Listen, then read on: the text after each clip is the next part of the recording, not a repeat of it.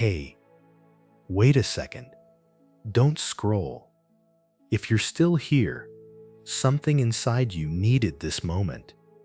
I don't know your story, but I know what it feels like to carry something heavy inside, to smile on the outside and feel completely exhausted on the inside, to keep going even when part of you wants to give up. So just stay with me for a minute, because what I'm about to say might be exactly what you needed to hear today. Take a breath. Cook and breath slowly again. You don't have to have everything figured out right now. You don't have to be strong all the time. And you definitely don't have to pretend anymore. Listen carefully. You are not falling apart.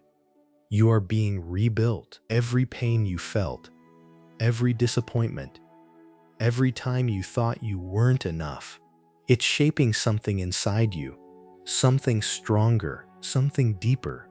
But here's the truth most people avoid. You can't heal if you keep going back to what hurt you. You can't find peace if you're still holding on to the same pain. And I know it's hard. Letting go feels like losing something. But sometimes, letting go is the only way to save yourself. So today, just for today, choose something different. Choose to breathe a little deeper. Choose to stop blaming yourself. Choose to believe, even if it's just a little, that your life is not over, that your story still matters, that better days are still ahead of you.